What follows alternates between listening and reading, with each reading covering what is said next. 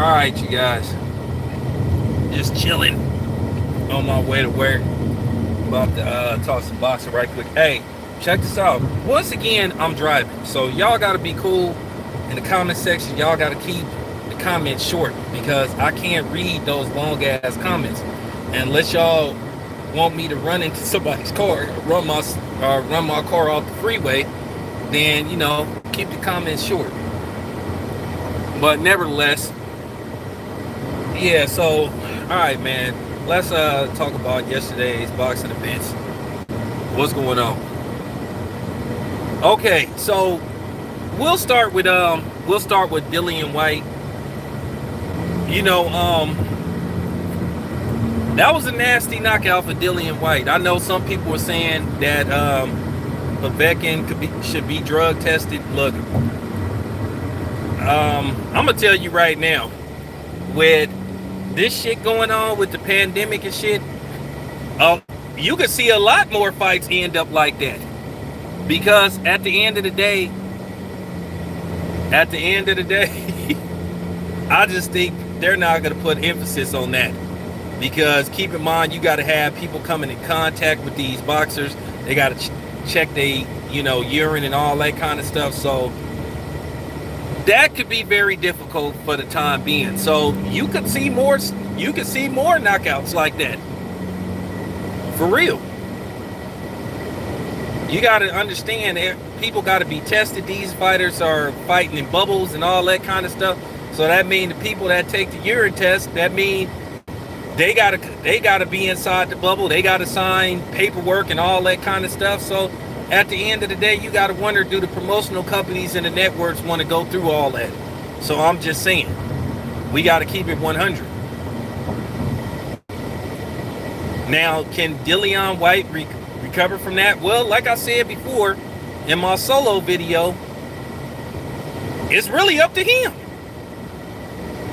Do he have enough tenacity and will to say, you know what, that was a setback, but I'm willing to fight my way back into contention?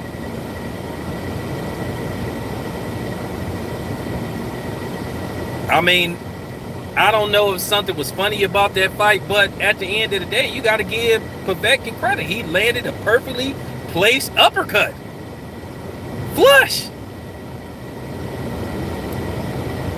I mean, you hit anybody in the right spot, they could be, you could sleep them. That's just real talk. And it's kind of funny, Dillian Whyte was talking all this stuff about Wilder. Now look what happened to him. For real. Now it's to the back of the line. It was looking like he was going to get the winner out of Wilder, Fury 3. So now Povetkin put himself in line. Now, will they run an immediate rematch? We gotta see. We gotta see. We shall see. But Dillian Whyte is humiliated enough. Okay, I'm not gonna, I'm not gonna, pounce on him. I'm not gonna pounce on him because, like I said, he's embarrassed enough. When you get slept like that, what can you say? What is there to say?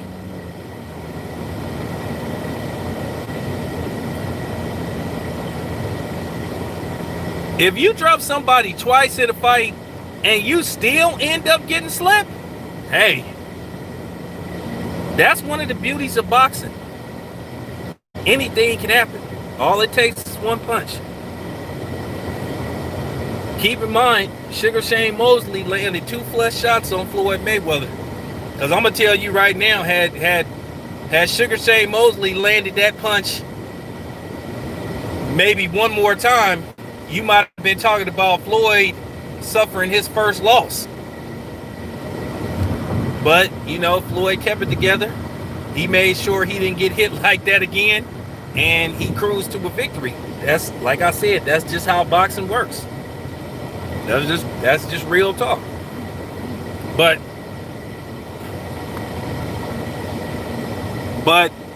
for real, what's up?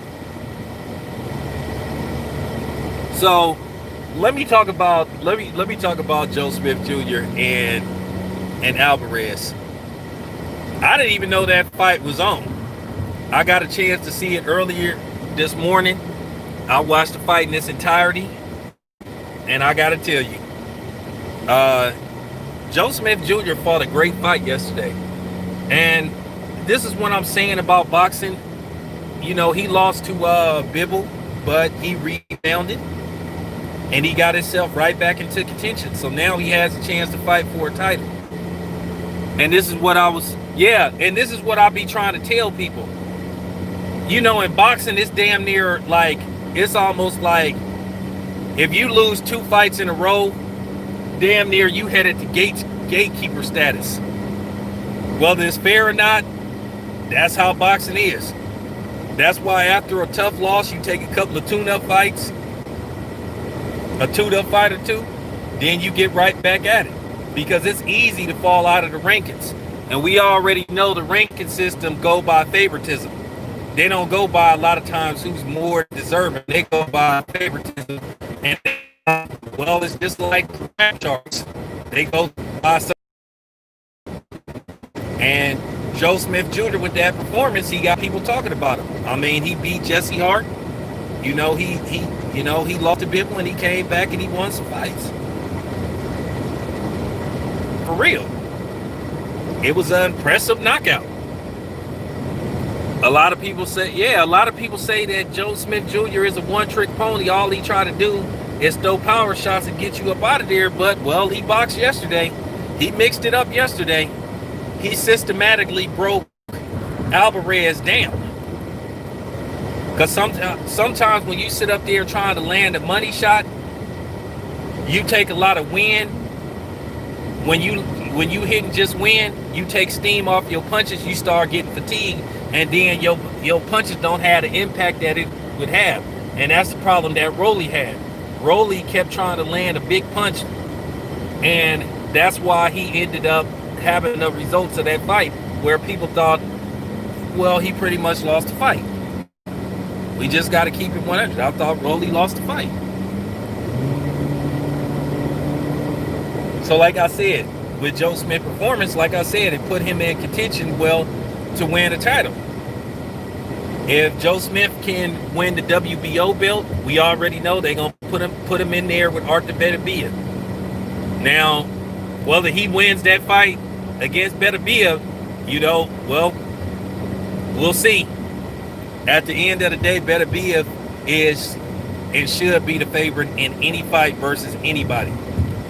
I think Artur Beterbiev is the best lightweight in the world. He is a top 10 pound-for-pound fighter, and that's without a shadow of a doubt. You have to make him the favorite in any fight until he actually loses a fight. Because nobody's went the distance with him. He retired a fighter. He beat Buslik so bad to where he said, I don't want to do this no more. I'm done. So what does that say about Beterbiev, whatever you want to call him? And let's just say, for argument's sake, let's just say Joe Smith go in there and beats Beterbiev or Beterbiev. Guess what? Then he's in position. He has 3 belts,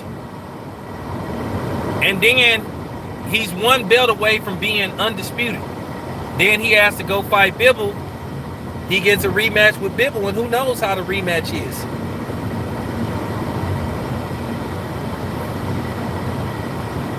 I think if he had fought Bivol the way he fought yesterday, I think he would have had more success. So at the end of the day, Joe Smith Jr. is in a great position, and he earned it. That's fact. That is fact.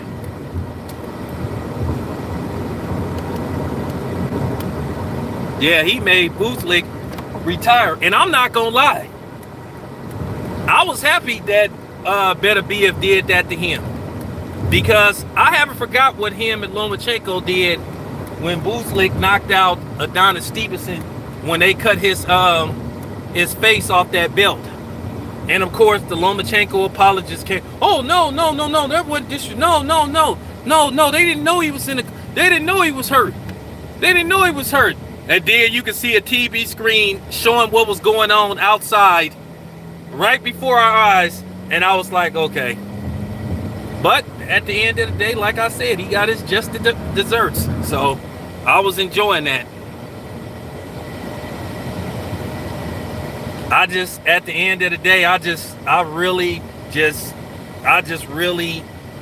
what was cool on Lomachenko. I thought that was disrespectful.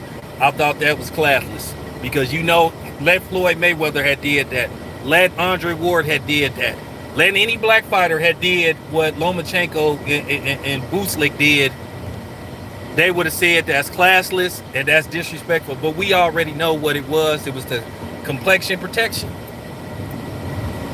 Look, like I said, at the end of the day, I say what needs to be said. I tell the truth. Why front? Why front? Real talk. So we gonna see what's gonna happen in October. We gonna see.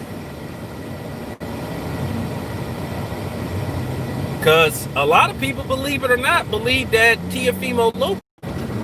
Last point, and then I'm gonna wrap this up. All right, let me talk about Shawn Porter's performance. At the end of the day, I don't know what people was expecting out of Shawn Porter. People seem to change the narrative when it comes to certain people, and I felt that the Fox broadcasters, I felt that Lennox Lewis and Joe Goosen was doing Shawn Porter a disservice by, basically demanding that he knock that dude out. As I said before, dude was an undefeated fighter, and let's just keep it 100. Nobody knew who that dude was. Nobody seen footage of the dude, so we really didn't know what he would do with Shawn Porter. He proved to be durable. He proved to be tough. But we got to keep it 100. For people that's sitting up here appalled that Shawn Porter didn't get the KO,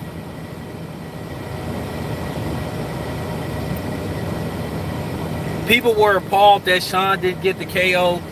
I just don't understand that, because let's just keep it 100. Shawn Porter is not a monstrous puncher. He's not a dude that can land one punch and then the fight is over.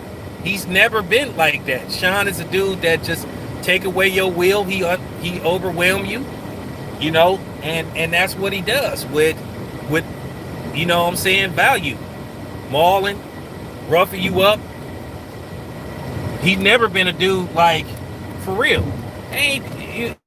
People act like Shawn Porter have Wilder power, and that's just not the case. Who thought that Shawn Porter was going to knock that dude out? So why are people acting like Shawn Porter was supposed to knock the dude out when mostly nobody ever saw that dude fight before?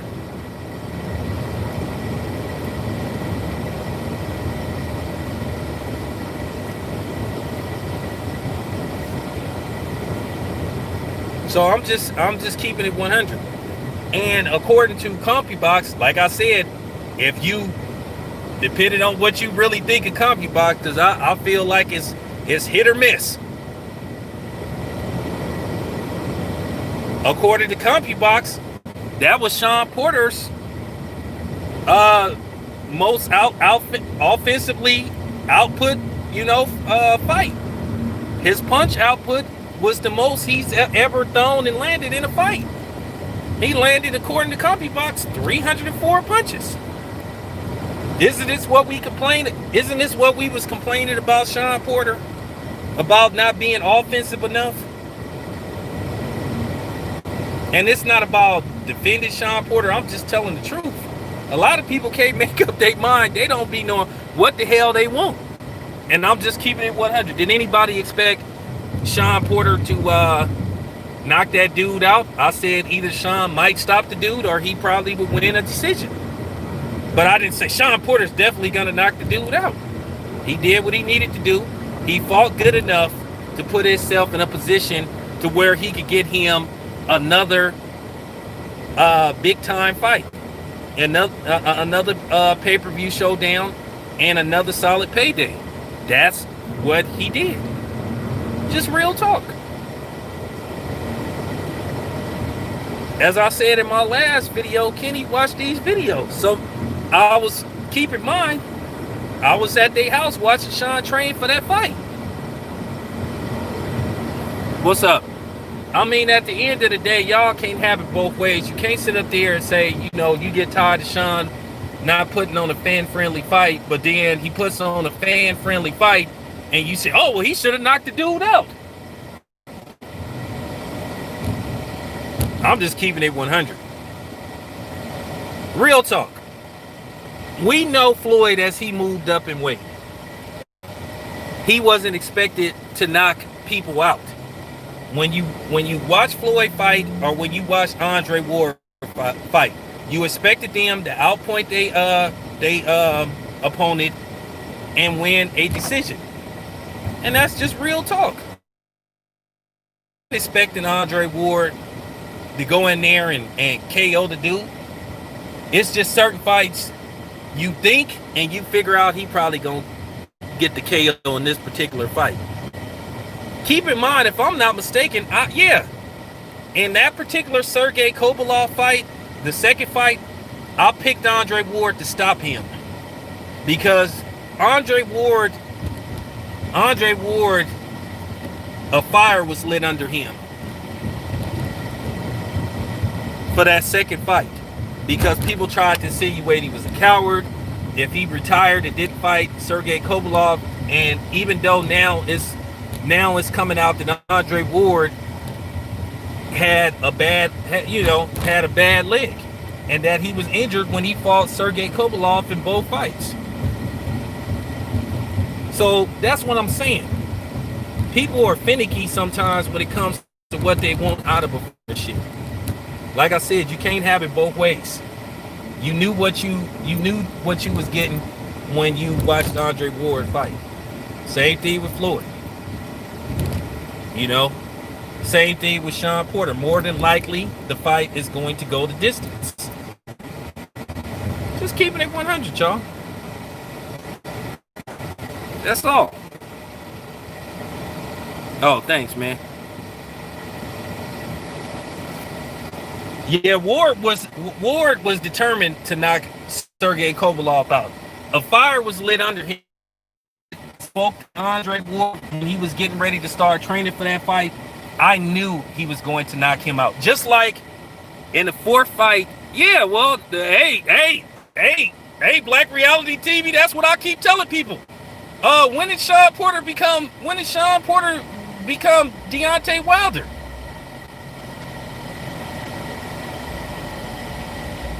So, I'm just waiting for somebody to tell me that.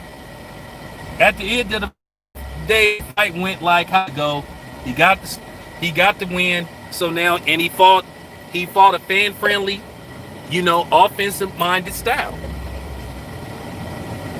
He gave you what, for real, I need somebody to help me explain this to me. He gave you guys what you asked for. And now you complaining about it?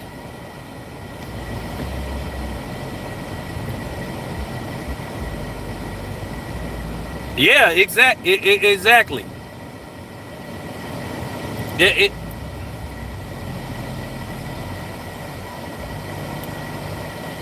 So, anyway, y'all, thanks for listening. I'll be back later on.